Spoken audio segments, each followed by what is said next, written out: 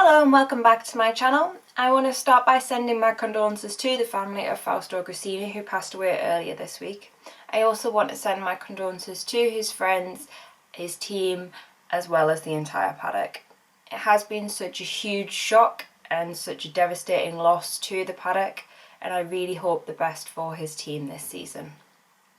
So it's not long before the 2021 season gets underway, and whilst it's still going to be under the bizarre conditions of last year with the limited fans and the bubbles, it doesn't take away the excitement for the actual on-track action and for the fact that we have a new world champion in Joan Mir.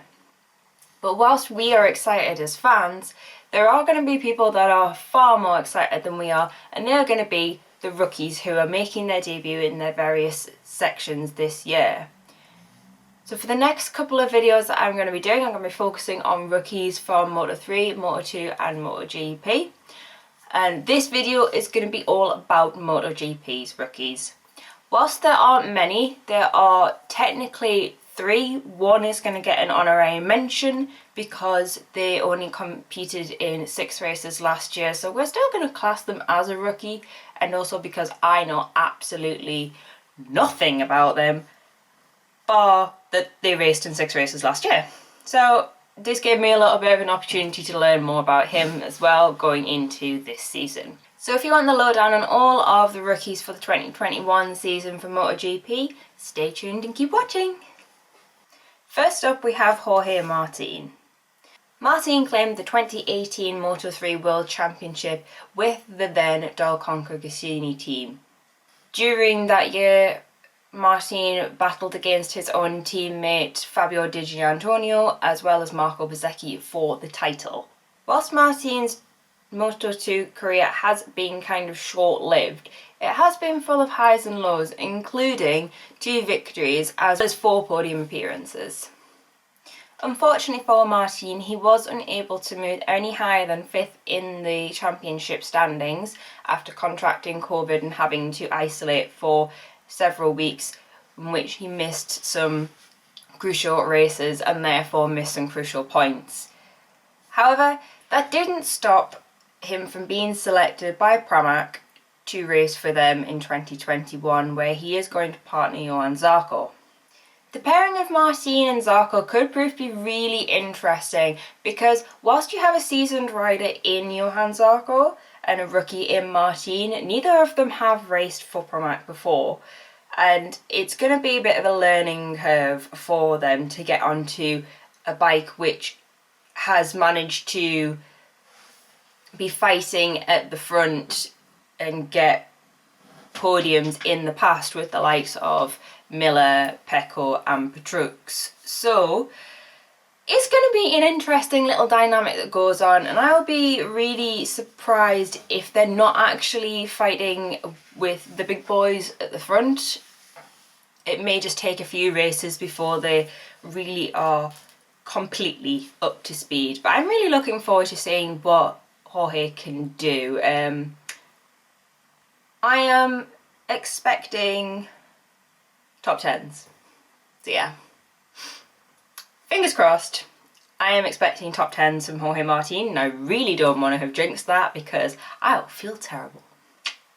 Next up is the reigning Moto2 World Champion Enea Bastianini. Bastianini, or Bestia as he's more commonly known, will be partnering fellow rookie and former World Championship rival Luca Marini at the Sponsorama Racing team for 2021. I'm interested to see what Bestia and Marini can do this year after the nosebleed heights that Zarco managed to push that bike to last year, to even get on the front row, to even get it in the points seemed a bit of a stretch for them, because when was the last time you actually saw what was the Realia Vintia bike in the points? So seeing on the front row was really weird.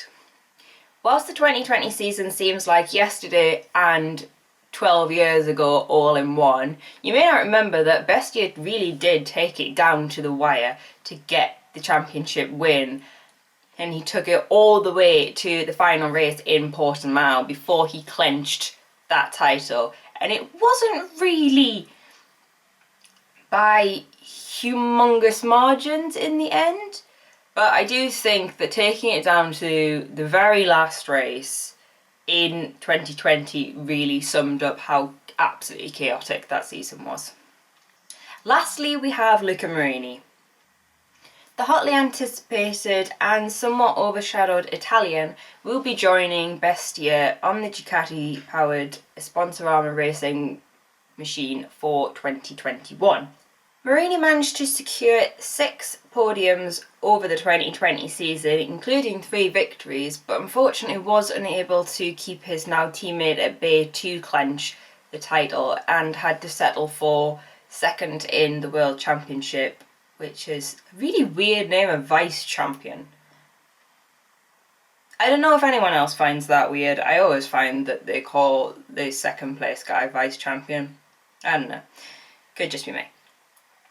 It'll be interesting to see what Bestia and Marini can do with the Sponsorama racing bike. I don't hold out much hope that they will be dragging that bike up to the front of the grid anytime soon, but I am really looking forward to seeing what they can do on a bike that doesn't seem to be the easiest. Not quite Honda, but yeah, not the easiest thing to ride.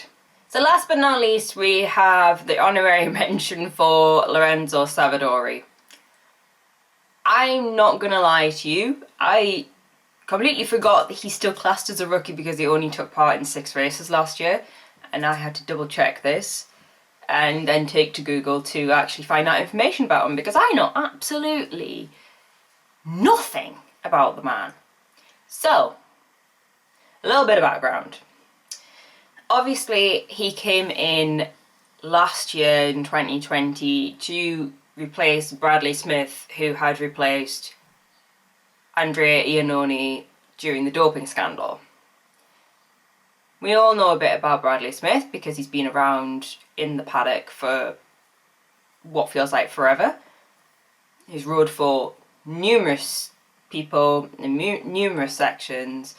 So Lorenzo kind of came in as a bit of a shock to me, at least. So yeah, in my digging, I have found out. So Savadori did compete in MotoE for 6 races in 2019, where his best finish was a 7th. He hasn't lit the world on fire in the likes of MotoGP, MotoE, or when he competed in World Superbikes. He did do quite well in Superstock 1000, where he took 17 podiums and 8 wins. However, that is amassed over 5 years. He also spent some time in World Superbikes, but like his performance in MotoGP and MotoE, he did not set the world alight and didn't really make that much of an impression on a lot of people. And that could be a really harsh thing to say, and there could be loads of Lorenzo Savadori fans that I have yet to come across. But personal opinion, he's not set the world alight. And that's why he's kind of been very low-key.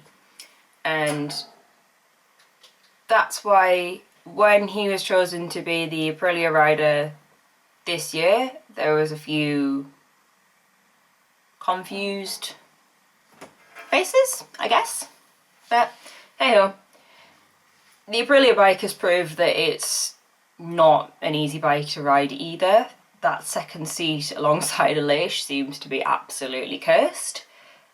But hopefully that will be different for Savadori. We can only hope. So that is all of the MotoGP rookies for 2021. Whilst the list isn't extensive, it is full of some interesting talents, and there are going to be some interesting people to watch throughout the year.